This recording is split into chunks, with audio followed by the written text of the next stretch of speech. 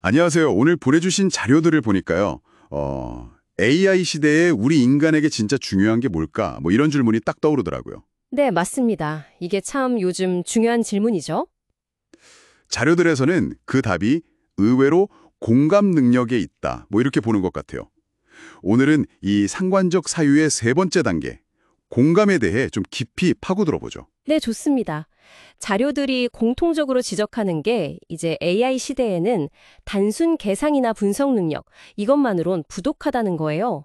그보다는 오히려 타인의 감정을 좀 느끼고 관계를 맺는 능력, 그러니까 공감이 어쩌면 인간의 핵심 역량이자 생존 전략이 될 수 있다. 이렇게 예측하더라고요. 생존 전략이요? 와, 그냥 뭐 좋은 마음씨 정도가 아니고요. 그렇죠. 특히 유교적 지혜를 바탕으로 이 공감 능력을 어떻게 새롭게 이해하고 또 활용할 수 있을지 그런 걸 좀 탐구하고 있습니다. 흥미롭네요. 근데 AI도 보면 감정을 막 흉내내는 것 같던데요? 그럼 인간의 공감은 대체 뭐가 다른 걸까요? 그게 아주 중요한 포인트인데요. 자료에 따르면 AI는 감정을 데이터로 학습하고 또 모방할 수는 있어요.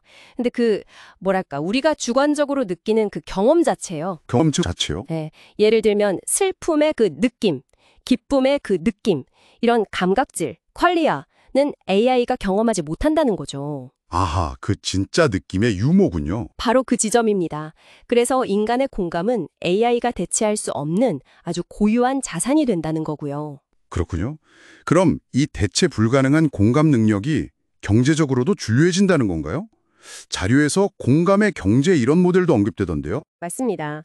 기존의 경제 모델이 좀 합리적 행위자에 초점을 맞췄다면 이제는 연결과 관계 자체가 가치를 만들어내는 그런 관계적 존재로의 전환이 필요하다는 거죠. 관계 자체가 가치가 된다고요? 네, 이게 바로 공감의 경제의 핵심입니다. 그래서 뭐 스토리텔링이라든지 돌봄, 공동체 형성 같은 활동들이 더 중요해지는 거고요. 이건 결국 신뢰나 선의 같은 사회적 자본을 기반으로 하거든요. 약간 음적인 가치, 관계적 가치의 재평가?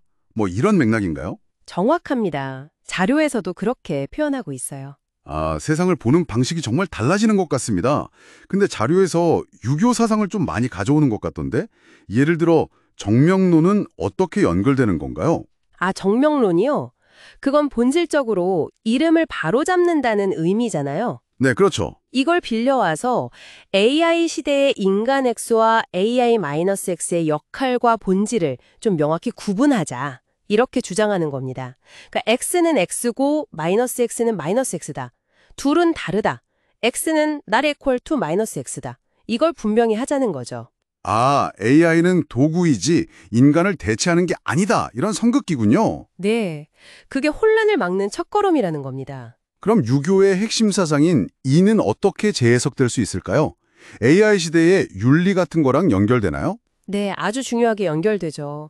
인이라는 게 타인에 대한 사랑, 배려, 특히 측은지심, 남의 아픔을 같이 느끼는 마음이잖아요. 네. 이게 바로 AI는 가질 수 없는 인간 고유의 윤리적 감흥 능력이라는 거예요.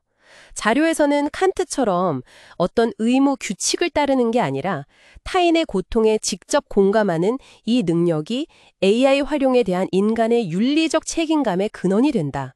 이렇게 보고 있습니다. 와, 기술이 발전할수록 오히려 더 인간적인 감흥 능력이 중요해진다. 역설적이네요. 근데 기술 발전이 또 소외를 낳을 수도 있잖아요. 그 자료에서 한이라는 감정도 언급하던데. 맞습니다. 그 부분도 놓치지 않죠. 기술 발전의 혜택에서 좀 소외된 사람들이 느낄 수 있는 깊은 슬픔이나 원망, 그 한을 경계해야 한다는 지적입니다. 그럼 어떻게 극복해야 할까요? 그래서 유교의 상생정신, 즉 함께 살아가고 혜택을 나누는 그런 포용적인 시스템 구축이 필요하다고 제안하고요. 그렇군요. 구체적으로 그럼 어떤 노력이 필요할까요? AI랑 같이 살아가려면 새로운 규칙 같은 게 좀 필요하겠네요. 정확합니다. 그래서 자료에서는 AI 시대의 범절, 정립을 이야기해요. 범절이요? 예절 같은 건가요? 네, 그렇죠. 인간과 AI 간의 상호작용 규칙, 역할이나 책임 소재, 이런 걸 명확히 하는 새로운 사회적 규범을 만들자는 거죠. AI 시스템 자체의 투명성이나 설명 가능성도 물론 중요하고요. 동시에 인간의 그 공감 능력을 바탕으로 공감 자본을 쌓아서 사회적 신뢰를 다시 만들어야 한다. 이렇게 강조합니다. 새로운 규범과 신뢰 구축이라. 이게 결국 우리가 사회 속에서 관계 맺고 또 정체성을 형성하는 과정하고도 연결될 것 같은데요. 그 욕대라는 개념도 나오던데 그것도 비슷한 맥락인가요? 네, 맞습니다. 욕대라는 게 사람이 사회적 관계 속에서 성장하면서 자기 정체성을 닦고 형성해 나가는 그런 시기를 의미하거든요. AI가 아무리 발전해도 진짜 사회화나 자아 형성은 피상적인 정보 교환이 아니라 깊은 인간적 상호작용 그리고 공감을 통해서만 이루어진다는 점을 다시 한번 생각하게 하는 거죠. 공감 능력이 우리가 누구인지 알아가는 과정에서도 정말 핵심적인 역할을 한다는 겁니다. 오늘 이야기를 쭉 들어보니까 AI 시대에 오히려 인간다움을 지키고 발전시키는 열쇠가 바로 공감이라는 생각이 정말 강하게 되네요. 그렇죠.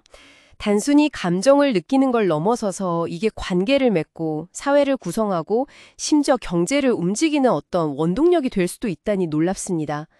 유교적 지혜를 통해 관계를 재정의하고 신뢰를 쌓는 게 중요하다는 점도 참 인상 깊었고요. 네, 오늘 살펴본 자료들은 결국 기술이 발전할수록 역설적으로 인간 고유의 능력, 특히 이 공감에 더 주목해야 한다고 말하는 것 같아요. 이것이 AI 시대에 우리가 길을 잃지 않고 함께 나아갈 수 있는 중요한 방법이라는 거죠. 그럼 마지막으로 이 질문을 한번 던져보고 싶습니다. 여러분의 일상에서 AI와 상호작용하실 때 이 공감의 가치를 어떻게 한번 적용해 볼 수 있을까요?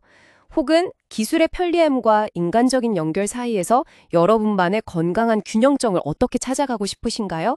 잠시 생각해 보시면 어떨까 싶습니다.